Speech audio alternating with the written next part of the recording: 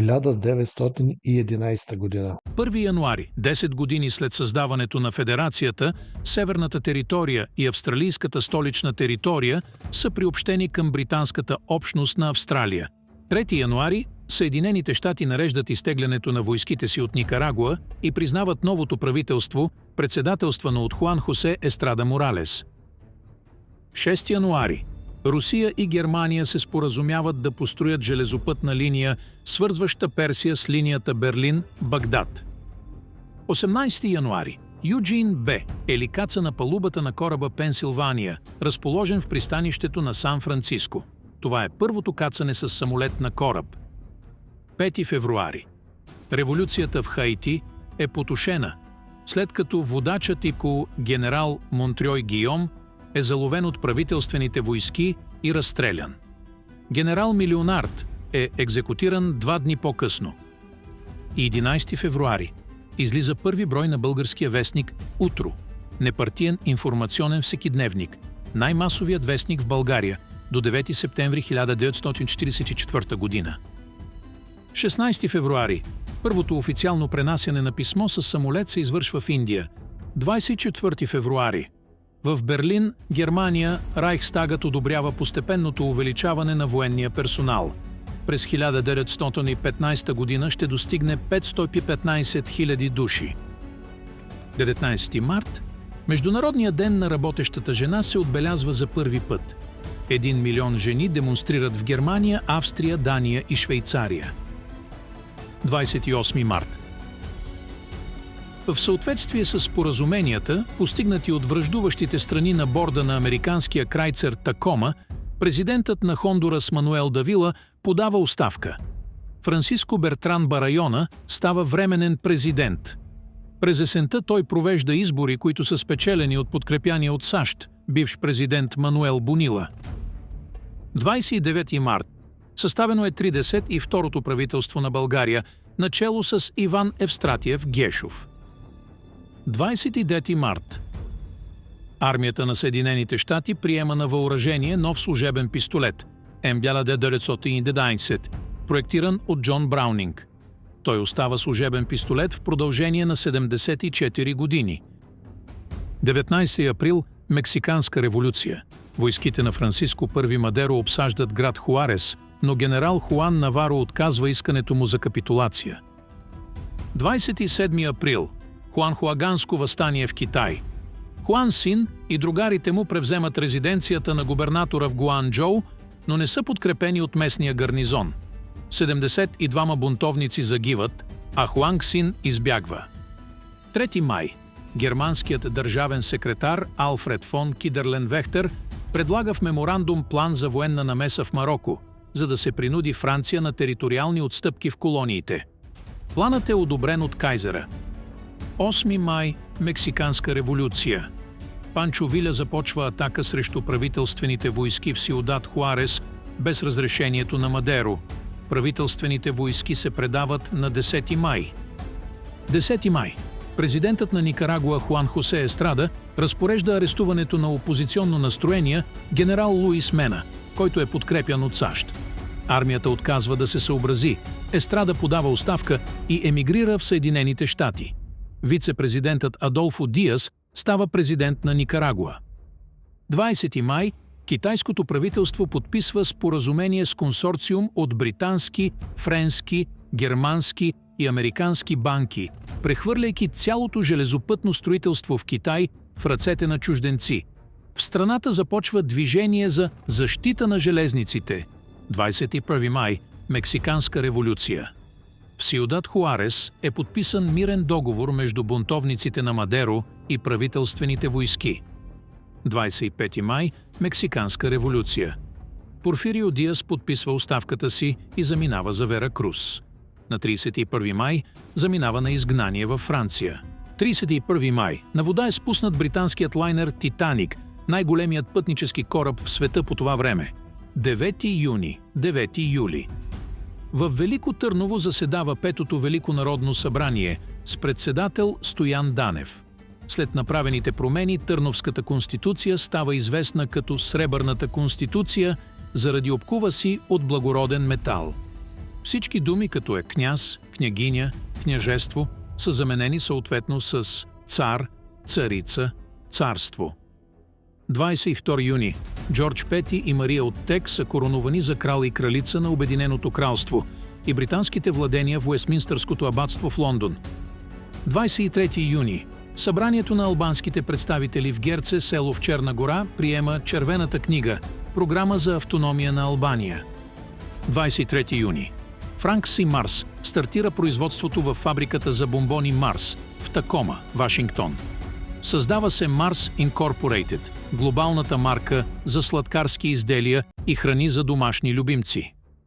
1 юли – начало на Агадирската криза. Германската канонерка Пантер навлиза в мароканското пристанище Агадир.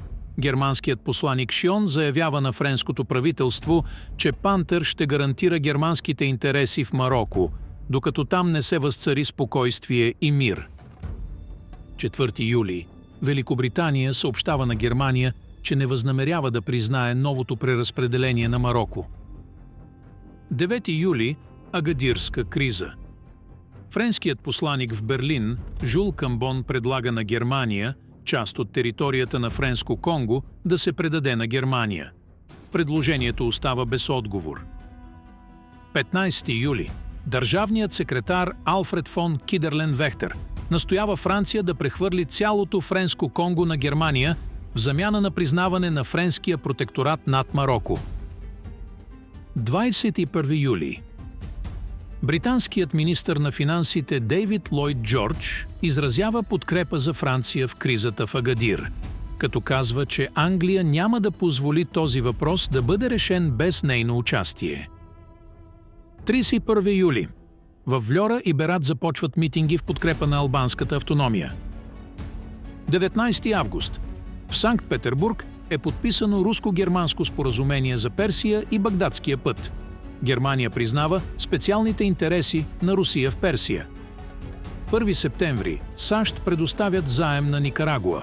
Според споразумението, американските кредитори получават 51% от акциите на Националната банка на Никарагуа, а никарагуанската митница до 1928 година е прехвърлена под американски контрол като гаранция за платежоспособност. 4 септември. Подновени са преговорите между Франция и Германия за разрешаване на кризата в Агадир. 14 септември. В Киевската опера, Руска империя, социалистът Дмитрий Бугров престрелва министър-председателя Пьотър Столипин, който умира 4 дни по-късно. 16 септември. Италия обявява война на Османската империя. 29 септември.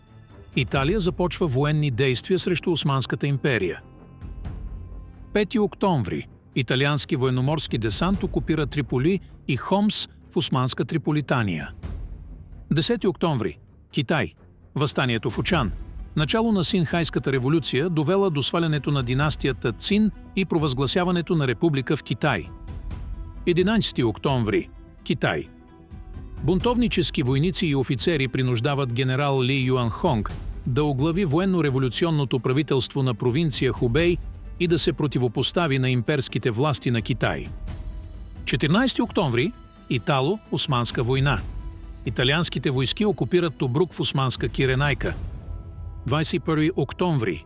Итало-османска война. Италианските войски окупират Бенгази. 27 октомври.